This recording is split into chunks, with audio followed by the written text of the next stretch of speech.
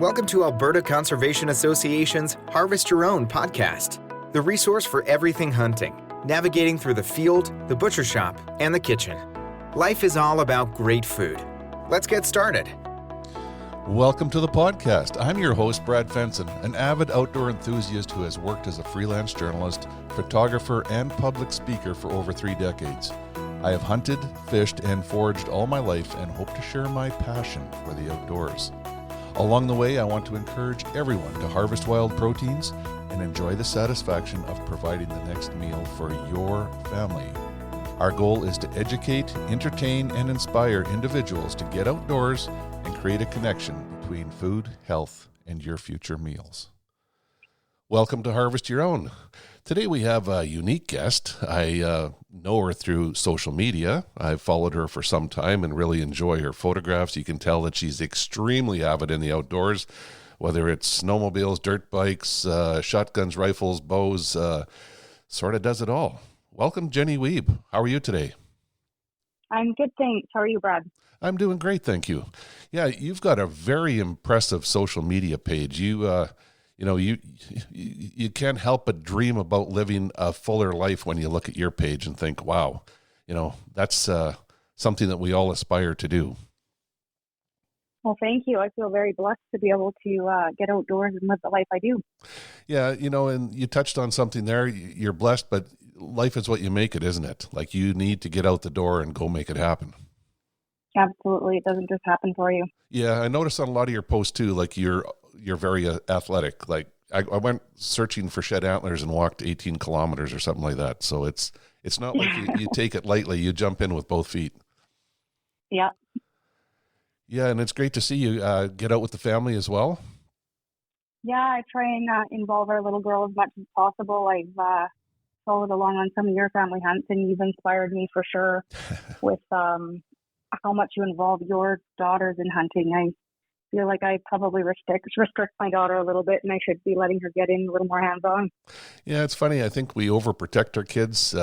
They are sponges. They learn quick, and they love doing it. And, my girls, they get out. They could probably set up a snow goose decoy set on their own. They love putting up decoys and pulling them down, and often make the other guys on the hunt look a little bit slow because they can carry like 50 sock decoys each, and they're running to put them up or take them down, and other people are sort of walking through the spread. So it's good to have them out there. They inspire people and keep everyone working at a good pace.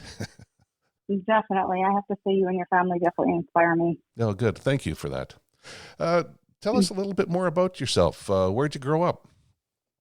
I was born and raised in New Denver, BC, which is located in the West Kootenay region of British Columbia. It's the southeast corner. It's about a couple of hours south of Revelstoke, BC. It's a beautiful area, and it's pretty diverse. You got a lot of wildlife there. Mm-hmm. It's absolutely beautiful. So I grew up right on Slocan Lake in the mountains. Yep. I later then spent 13 years in Vernon. And then I met my husband, and I moved to Alberta about 6 years ago. Oh, nice. And you're in southern Alberta now? Yeah, I now reside in this Alberta. We bought an acreage out here and built our home out here. Right. And, everyone knows this. You're in southern Alberta. It's flat land. You can watch your dog run away for 3 days. There's no wildlife down there at all, is there? Well, quite surprisingly, there's a lot of wildlife. It's definitely different from me. I grew up right in the mountains where you can reach out and touch the mountains. So here, I had a bit of a hard time in the beginning. We did build our acreage where we do have a view of the mountains, the Rockies. So my husband always says, look, you can see the mountains. And I say, yeah, with binoculars. Yeah, it's a special area. I love that part of Alberta. The prairie is very productive habitat. And mixed with the farmland, you get such a great diversity of species. It's a pretty special place. It's beautiful. Now, I'm finally starting to see the beauty in it. It was a little bit hard in the beginning coming from the mountains, but right. There is a lot of beauty out here at the prairies as well. Yeah, you learn to appreciate different areas for different things. You do. Yeah. How did you get started hunting? You grew up in the mountains. Did you hunt back in BC? I did hunt in BC. So my dad hunted a little bit when I was younger, not a lot. I do remember going rabbit hunting and grouse hunting with him, just small game stuff. He did come home with a deer the odd time, but it was never really part of that whole process. I just remember being fascinated with it when he would butcher it up. My dad is a huge fisherman at heart, so we grew up on Slocan Lake in my hometown, camping and fishing. My dad ice fishes every single day throughout the winter that the ice is frozen. He does not miss a day. He's either in the summertime at the mouth of the creek fishing or in his little fishing boat. My mom and dad would fish all the time when I was a kid, and I can remember they would come home with a fish. If I wasn't out there with them, I'd beg to clean the fish. I was so excited. Oh, I don't nice. know why. I just absolutely loved that. So they would save the fish for me to clean.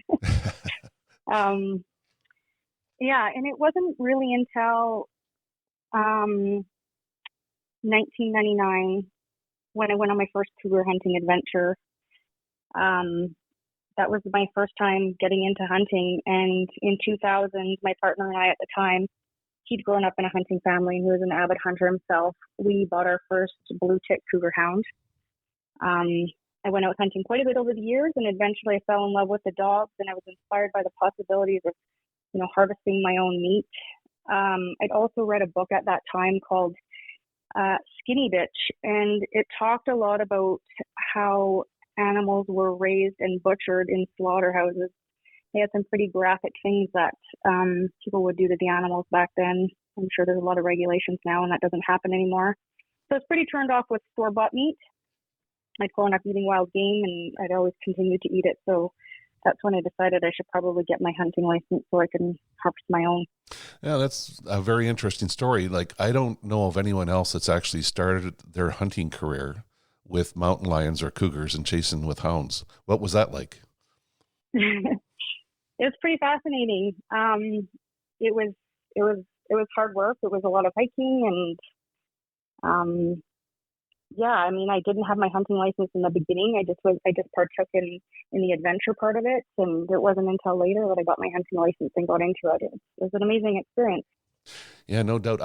My very first cougar hunt was in the Slocan Valley in BC, and I learned some valuable lessons on that one.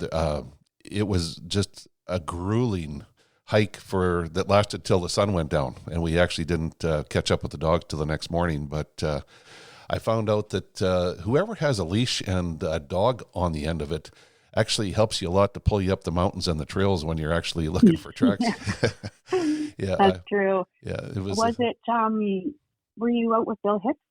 I just had some friends that had dogs, and we chased out there for 3 or 4 years. We looked for cats, and it was a lot of fun. Nice, yeah.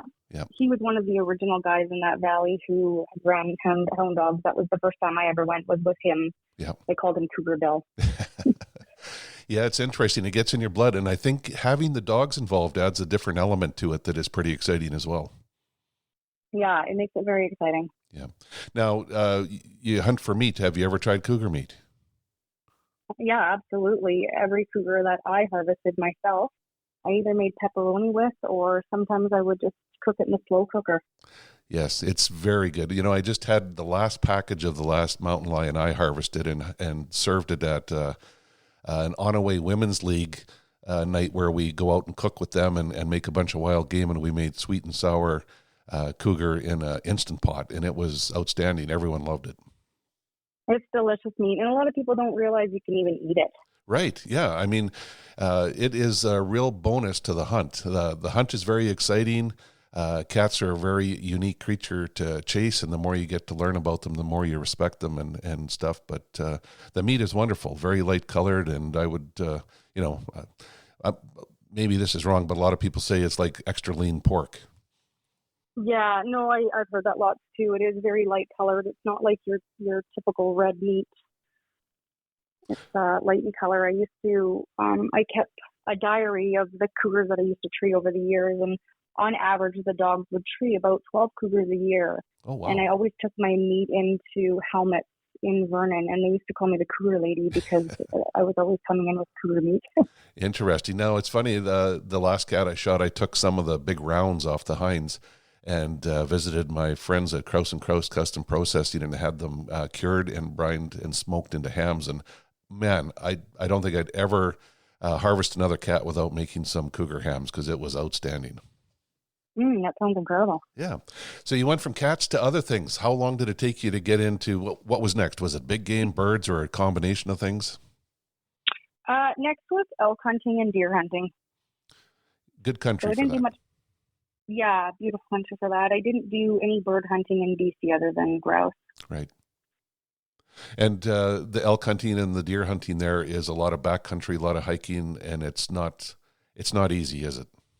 It is. It's a lot different. I had a really hard time when I first came out to Alberta. Like, everything is just so flat. I know there's some mountain country out here, but the places that we had permission to hunt on, it's like you're on a quarter and there's somebody on the next quarter beside you. It's kind of scary. It changes Where perspective. I'm used to being.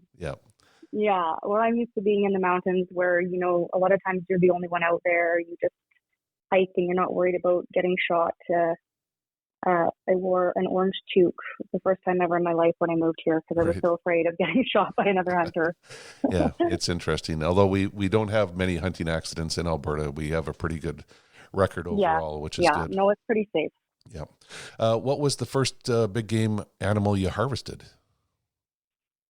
It was a whitetail deer. Yeah, and was that in BC as well? Yeah, it was all in BC. All my hunting was done in BC up until 6 years ago. So I went out with somebody and had kind of found a comfortable spot. They left to go for a hike somewhere else, and I was sitting there by myself and quietly waiting and had a stump for a rest, and all of a sudden a little whitetail buck had come walking down towards me. So I got myself ready there and lined up and got it lined up in the crosshairs and took a shot, and the deer took a couple steps and went down, and I was just so taken back by the whole experience. I knew that at that moment either I was probably never going to harvest another animal, or else I was going to become pretty passionate about it. It was huge for me. It wasn't like, I kept thinking like I just harvest this massive animal. It's not like I stepped on a spider. Yeah, it's interesting. It's a real mix of emotions that a lot of people that don't hunt just can't understand. We're excited that we're successful, but there's a lot more emotion to it than that. Mm-hmm. Yeah, I definitely had a huge rush of emotions. I was overjoyed that I'd accomplished what I set out to do, but I was extremely emotional. It was a life-changing moment for me. Yeah, I still have friends that when we go out and hunt and they harvest something, I've got a friend that hunts deer, and he's an avid deer hunter, but every time he harvests a deer, he ends up crying. Like, he just can't control his emotions, and it's very special for him, and he respects the wildlife ultimately. Like, it's pretty special to see. It's not something that we laugh at or make fun of them about. We should all respect the animals that much. Absolutely, yeah. We need to have a lot of respect for the animals, the wildlife, and our environment. Yeah. So BC was interesting. You got started. You moved to Alberta. Met a great guy that also must be involved in hunting. Well, interesting story is my now husband, he had never hunted before. That's interesting. So when I got together with him, he seen how passionate I was about hunting, and he went and got his hunting education right away and jumped straight into hunting with me. That's special. So I've been pretty fortunate. I've gotten to guide him and help him and take him out on a few pretty special hunts. Yeah, and I noticed when you came to Alberta, you embraced the diversity, not just hunting deer and elk, but man, I look at your social media pages, and you have shotgun, rifle, archery equipment. You really get after it. Mm-hmm. Yeah, I enjoy it. Anything to get me outdoors. Yeah. I did a little bit of. I bought myself a compound bow fishing bow. And I did a little bit of carp bow fishing when I was in BC, but I haven't done any here in Alberta. I'm not too sure even where there are carp. Yeah, we don't have a lot of that. They do a lot in Saskatchewan, in the Qu'Appelle Valley. It's a huge activity in the spring, and there's a lot of people go out to harvest some carp. This podcast is produced for Harvest Your Own, a program dedicated to those who want to reconnect with food and health through their experiences outdoors. HarvestYourOwn.ca is a resource for individuals to learn more about hunting and the outdoors. There's information to get you started and ensure that your compass stays pointed in the right direction to be successful. Where's your next meal coming from? So tell us about some of your recent adventures. Like I saw that you harvested a mule deer with your bow. Is that your first bow kill?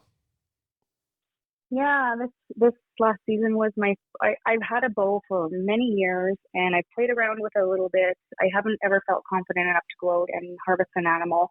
I have gone on a few hunting trips with it, but knew that if the opportunity wasn't absolutely perfect, I wouldn't even attempt to take a chance.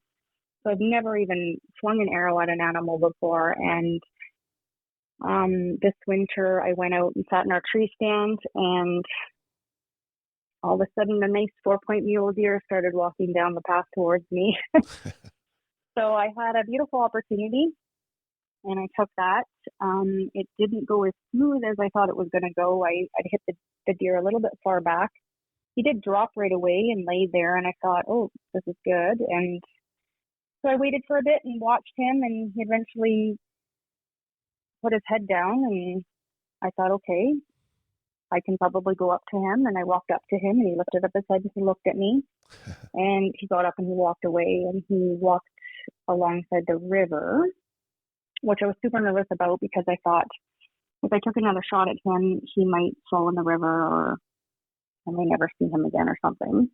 So I waited a little bit, hoping that maybe he would expire, and I walked up over the edge of the riverbank to check on him, and he was standing 20 yards right beside me. So I drew back my bow and I put another arrow into him. This time I was nice and close, and it was a beautiful vital shot. And I knew that he wasn't going to last much longer, but then he turned and he started swimming in the river. Yeah. And so he just made it to the other side, and he died there. Not uncommon. You know, I find over the years, looking for an animal that's got an arrow in it, they almost always head for water. It's probably because you were in close proximity, but it's a natural thing for the deer to go there. So it sounds like you handled it perfectly. You know, you gave it time and you did everything you needed to do, and ultimately you got the deer. And I'm sure you must have used it to feed your family as well. Yeah, I had to get some permission from the landowner on the other side, which I was having a hard time doing. I actually had to contact Fish and Wild to see, if I can go over there without getting contact, because I couldn't seem to get a hold of anybody. Finally, they called me back. The landowner called me back, and I was able to go over there. And it wasn't until it was dark, and I was all by myself hunting, and it was in the water, just on the shore, and there wasn't access with a vehicle to get close to it. So it was going to be a huge job. The landowner had agreed to help me in the morning. So we went back in the morning, and he already froze kind of in the ice, and part of his side was a little bit exposed. And of course, coyotes got that. So I was able to salvage some of the meat, but sadly not all. Right. You know, these things happen, and that's part of hunting. Not everything goes as you would like or as planned, but it sounds, again, like you dealt with everything properly. You know, if you shoot an animal with a bow or a rifle or whatever, and it goes on to property where you don't have permission, you can't just go chase it. So contacting Fish and Wildlife and following the proper things, that's actually a great message to share with people, because it probably educates a lot of people to, if they ever encounter that themselves, they'll know what to do. Yeah, exactly. Yeah, it was a huge learning experience for me, and hopefully it never happens again. Exactly. Now, I also see that you had some late season cow elk tags. Yes, we did. Yeah, we got some late season cow elk tags. We had gotten, I think, the previous year or the year before that with no success. I've hunted elk lots before in my life, but that was in the mountains in BC, and it was for bull, a little bit of a different situation. Here we were hunting cow elk in the prairies. And not only that, it was late season, so, bow season starts in August, and then you got September and October and November and December and January, so 6 months later, just about here we are trying to chase these elk around. So it was very challenging, but we managed to get it done. Yeah, and get it done is an understatement. You guys had 4 tags and you filled 3 of them? Yes. Yeah, that's outstanding. So, I mean, that speaks a lot about your commitment to things. I mean, you got your husband involved in hunting. He's interested, and he's out there. And you talk about the timeline, which is 6 months, and that's probably because you're anxious to get out there and get after it. But yeah, it's a great story. And cow elk is just absolutely wonderful on the table, isn't it? Oh, it's amazing. We are so blessed to have that. Yeah, I feel the same way. I had a couple antlerless tags in that late season this year, and I actually went up with my brother and we harvested some elk. And I asked the girls the other night what they wanted for supper, and they said elk steak. So it's time to fire up the barbecue. Nice. Yeah, it wasn't an easy hunt, that's for sure. It was I know a lot of people who probably live in the area have access and see their daily movement and stuff, but we don't live up in northern Alberta, so it was difficult, and we did a lot of hiking. We hiked from morning till night, and it wasn't on flat land. It was in the deep terrain. It was up and down, and it was long days. We were out there for 7 days, I think it was. Yeah, I think that's what I enjoy most about elk hunting is it's not a gimme. And when you are successful, it just feels so like you actually accomplished something. Yeah, it's such a huge reward. And elk are interesting creatures that really like solitude. They don't like human interference, so they're not standing on the edge of a road or a trail or where it's easy. It could happen, and I'm sure hunters experience that, but you have to get out there and work for it. Most definitely, yeah. Some people get lucky, but a lot of us have to work for it. Now your dad, and I'm okay with that. Yeah, me too. I think that's why I enjoy elk hunting so much is the challenge. It like I said, it makes the reward that much more special. Now you also hunt with a shotgun. Your dad used to hunt some upland game birds in BC, and by the way, I do understand his passion for ice fishing. I enjoy fishing through the ice as much as I do open water, but you've embraced the bird hunting in Alberta. Yeah, I'd never done any bird hunting until I moved to Alberta, other than grouse in BC. So we have gotten out a few times for snow geese and for Canada geese. I have mixed feelings about bird hunting for sure. It isn't as easy as I thought it was going to be. No, it never is. What are your mixed feelings? Well, I guess you're all set up there and you're waiting for them to come in, and they have a look and they see something and they don't like it and they just keep flying by, and you're just looking around going, what don't they like? Yeah. So it can be frustrating. Oh, absolutely. And I think that's even more so the case with snow geese. But I look at it like elk hunting. It's the challenge to try to figure all that stuff out. And boy, when you actually do figure it out and you get in on one of those incredible snow goose hunts, it is a memory that's going to last a lifetime. So, all I can say is rise to the challenge. You're gonna appreciate it. You'll learn to respect the bird, what they're going through, and want to hunt them even more. Yeah, we did have one pretty successful hunt. We got 170 snow geese a couple years ago, and I think that's probably what hooked me right there. I was like, wow, this is incredible. And I got some chorizo sausage made out of the snow goose, and I made my own jerky out of it. We ate it for a long time. It was amazing. Oh, that's great to hear. There's still a lot of people that complain about snow geese and call them derogatory names and say that they're not good on the table, but I disagree strongly. I think that snow geese are a fine-grained meat, and they're actually a lot more tender and versatile than a big old honker. Mm-hmm. Yeah, I do have to say that the sausage that we got it made from a local butcher shop, and I sent him a message and was like, this is actually the most incredible wild game meat that I've ever had made into a sausage. Nice. That's great to hear. Yeah, I'll have to try some chorizo. It's one thing I haven't done with it. I made some formed hams this year because, we shot a whole pile of snow geese last year and had a bunch of meat to deal with, so I started to experiment and made pressed hams, and they turned out outstanding. Certainly something I want to do again. This podcast was made possible by Alberta Conservation Association and the Harvest Your Own community. If you're interested in harvesting your own food, there's a comprehensive collection of information. To gain insight and knowledge, head to the field, harvest your own protein, prepare it, and taste the results. HarvestYourOwn.ca is a library of information from getting started and geared up to processing, butchering, and cooking wild game to make the connection between health and food. Now, I see on your social media, again, we're going to keep relating back to that you also love to cook. I do. I love to cook, but I most definitely love to cook when it's something that we've harvested alongside with, vegetables and herbs and spices that have grown from my garden. Yes, those are the special meals. We do the same, and my girls rise to the occasion to help prepare meals. And in the summer we're out in the garden, and they pick cucumbers and wash them, and we got our dill pickles labeled by girls. There's Maya dills and Addie dills, so they're they're right in there, and they help out. And we're just discussing it this morning. We're going to buy some stuff because the gardens aren't growing yet, and make a batch of salsa. So it's great to have that homemade touch to it, or homegrown touch. Makes the meal special. Oh, it makes it so special. I'm so excited when we sit down for a meal that we've harvested 100% by ourselves. I'm always so thankful and feel so blessed for that. I grow a huge garden here. I did 250 garlic the other year and lots of vegetables. And I try and do all my own spices and dry them for the winter and our own wild game. Wow, that's outstanding. Yeah, it is special, and it's very rewarding in different ways. Very rewarding. Yeah. So what is your favorite meal to make? If you had to pick one wild game to host a special person at your house, what would you want to make?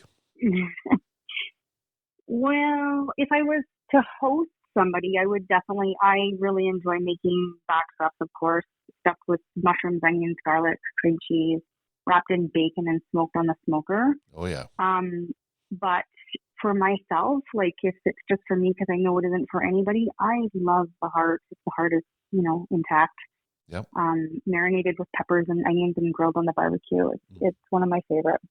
It's interesting you say that, because I have some other hunting partners that say the same thing. The heart is a special meal.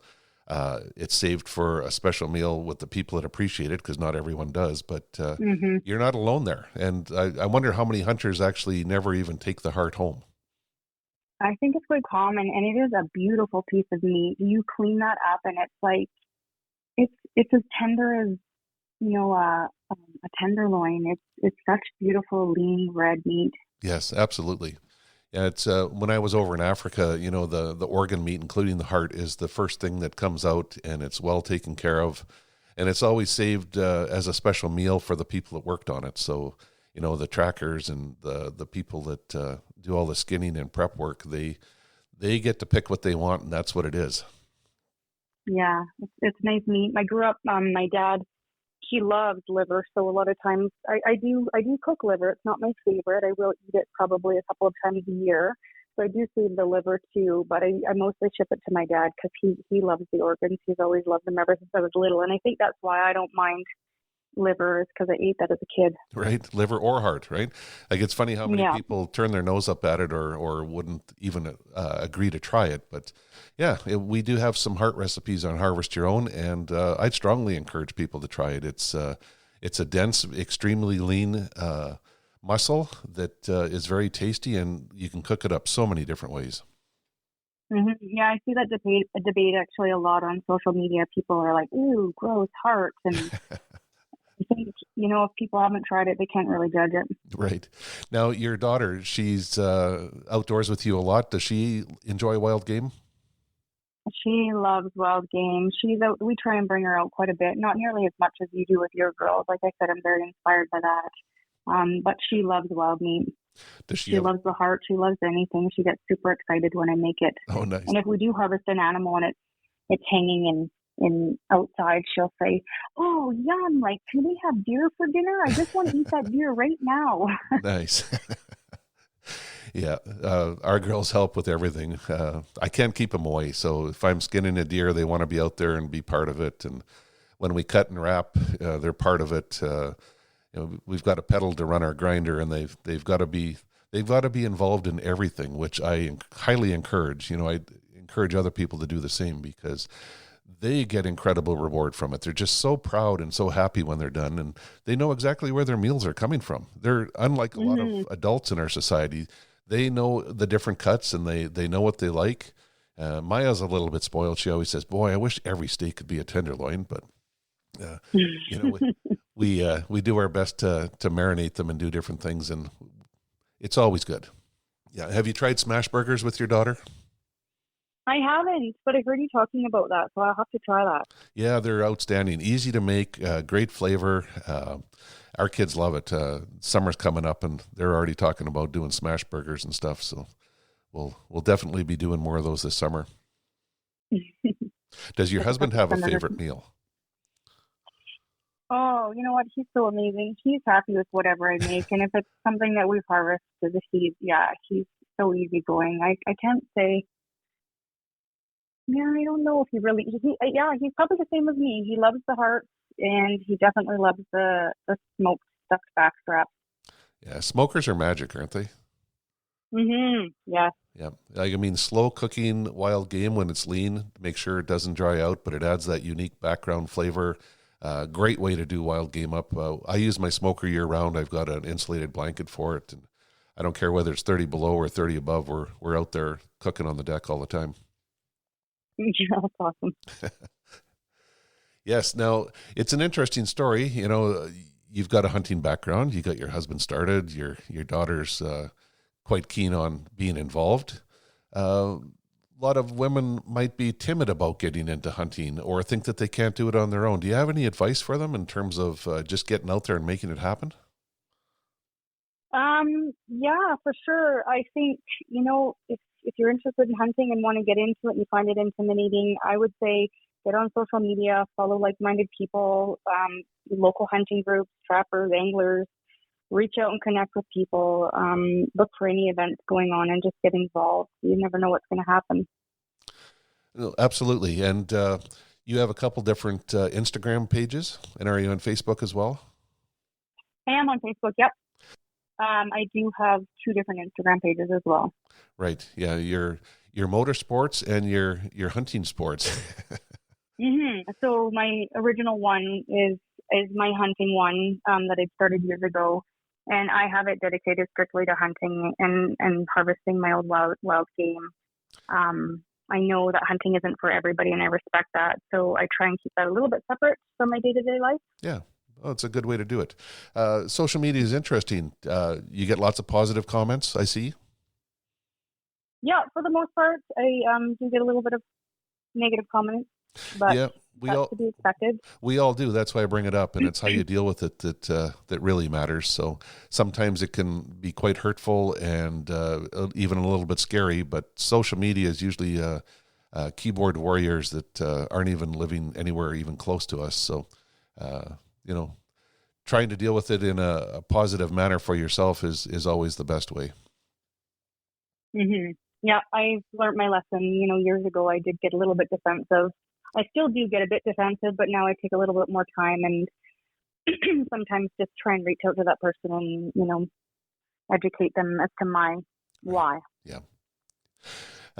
Sounds like you've been successful in a lot of things. You've actually, we never talked about your moose. You actually harvested a moose as well. So, most of the species in Alberta you've hunted. What's on your bucket list? In Alberta? Yeah, or anywhere. Well, in Alberta, I would love to get an antelope, but I know that's a long wait time, and I'm fairly new to Alberta. As far as dream hunt, I would love to go and explore all that Alaska has to offer as far as wildlife goes, but definitely the Alaskan brown bear would be something on my list. Yes, and that's quite feasible still. I love the North. The Arctic is always special. I've hunted across the Nunavut, Northwest Territories, the Yukon a lot, and Alaska. So it's probably one of my favorite places, probably because of the memories that it generates. It's beautiful. Yeah, I've never been, but one day. Yeah, I would say compared to most of the hunters I know, you're very physically fit. Do you ever think about hunting bighorn sheep? I have thought about it actually. My husband just went for his first time last year and bought all the gear and got all set up. So that's something we're definitely going to do here in the future. He's already got a trip planned for this summer as well. Oh, good. Yeah, we're quite blessed to have the diversity of species in Alberta. You're in the south, you can hunt everything from partridge and pheasants and mule deer and whitetails and elk, and we don't have to go far to get into moose and sheep and everything else. So it's we're pretty lucky to live in a place where we have that many opportunities. The wildlife is very abundant here in Alberta. I mean, there's wildlife in BC too, but a lot of it's in the mountains, and you don't see nearly the numbers that you do here. Right.